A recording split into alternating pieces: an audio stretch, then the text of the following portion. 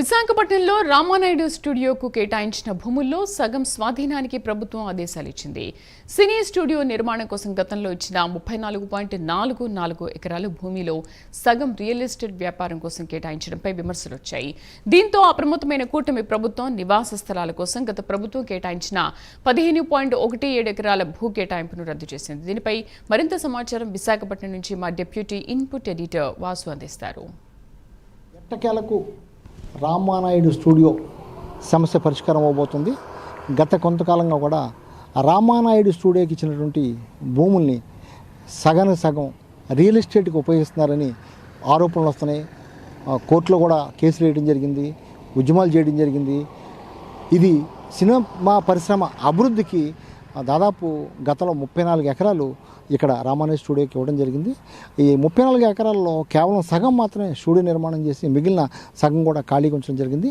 ఆ ఖాళీగా ఉంచినటువంటి 15 ఎకరాలని దాదాపు 15 ఎకరాలని గత వైసీపీ ప్రభుత్వంలో కొందరు వైసీపీ పెద్దలు దీని అందరూ కూడా ప్రభావం చూపించి ఆ 15 ఎకరాలను కూడా మొత్తం రియల్ ఎస్టేట్గా మార్చే ప్రయత్నం చేశారు. మనం చూడొచ్చు. ఇప్పుడు రామానాయుడు స్టూడియో దగ్గర ఉన్నాం, ఒకసారి చూడొచ్చు. రామానాయుడు స్టూడియో మొత్తం కూడా ఇక్కడ నుంచే మొత్తం కూడా బీచ్కి ఆపోజిట్లో చాలా సుందరమైన ప్రదేశంలో వాళ్ళకి కేటాయించడం జరిగింది. చాలా ఖరీదైన ఎకరాలు కోట్లాది రూపాయలు విలువ చేసే ఈ భూమిని నామినల్ రేటుకి రామానాయుడు స్టూడియోకి ఇవ్వడం జరిగింది. ఎందుకంటే సినీ పరిశ్రమ విశాఖలో అభివృద్ధి చెందాలని ఎప్పటి నుంచో ఏ ప్రభుత్వం వచ్చినా సరే కోరుకుంటుంది. అందులో భాగంగానే గత ప్రభుత్వాలు ఇవ్వడం జరిగింది. కానీ గత ప్రభుత్వం జగన్ హయాంలో ఉన్నటువంటి ప్రభుత్వం హయాంలో ఇక్కడ ఉన్నటువంటి విజయసాయి రెడ్డి అవ్వచ్చు, లేకపోతే మిగిలిన నాయకులు చాలామంది ఉత్తరాంధ్రలో ఉన్నటువంటి నాయకులు పెద్దలు చాలామంది వైసీపీ ప్రభావంతో దాదాపు మిగిలినటువంటి 15 ఎకరాలని రియల్ ఎస్టేట్కి ఉపయోగించే విధంగా రామానాయుడు స్టూడియో యాజమాన్యంతో ఒప్పందం చేసుకున్నటువంటి కొందరు వైసీపీ పెద్దలు దీన్ని రియల్ ఎస్టేట్కి అంటే వెంచర్లు వేసి బీచ్ వ్యూతో ఉన్నది కాబట్టి పెద్ద కొండ మీద ఇదంతా కూడా పెద్ద కొండ మీద ఉంది, బీచ్ వ్యూ ఉంది, చాలా సుందరమైన ప్రదేశం. ఇతర ప్రాంతాలకు చెందినటువంటి చాలామంది ఖరీదైన భవంతులు కానీ లేకపోతే ఖరీదైన గెస్ట్ హౌస్లు కానీ కట్టుకునేందుకు అనువుగా ఉంటుందని భావించి వాళ్ళందరూ కూడా విక్రయించేందుకు ప్లాన్ చేశారు. కానీ అందుకు తగ్గట్టుగానే ఉడాల ఎప్రిల్ కూడా పంపించడం జరిగింది. అన్నీ మొత్తం ఆదేశాలు ఇవ్వడం జరిగింది ప్రభుత్వం నుంచి. గత ప్రభుత్వ పెద్దలు కూడా దీనికి అనుకూలంగా కూడా ఇదైంది. దీనికి అప్పుడు టీడీపీ నాయకులు కొందరు అబ్జెక్షన్ చేశారు. ఎందుకంటే వైసీపీకి కొంత వనగూరే విధంగా ఈ నిర్ణయాలు తీసుకుంటున్నారు, ఇదంతా కరెక్ట్ కాదని వాళ్ళు తీసుకోవడం జరిగింది. ఆ నేపథ్యంలో గత కొన్ని రోజులుగా కూడా దీనిపై ఆందోళన కూడా జరుగుతున్నాయి. ఎందుకంటే మనం బీచ్ రోడ్డుకి అతి దగ్గరలో ఈ కొండ ప్రాంతంలో ఉన్నటువంటి ఈ ఖరీదైన భూముల్ని రియల్ ఎస్టేట్కి ఉపయోగించాలని వైసీపీ పెద్దలు మొత్తం రామానాయుడుకి సంబంధించినటువంటి స్టూడియోకి సంబంధించినటువంటి పెద్దలతో కూడా ఒప్పందం చేసుకోవడం వివాదాస్పదంగా మారింది. ఈ పరిస్థితుల్లో అప్పటి మాజీ ఎమ్మెల్యే ఇప్పుడు ఎమ్మెల్యే వెలగపూడి రామకృష్ణ బాబు కోర్టుకు వెళ్ళటం జరిగింది.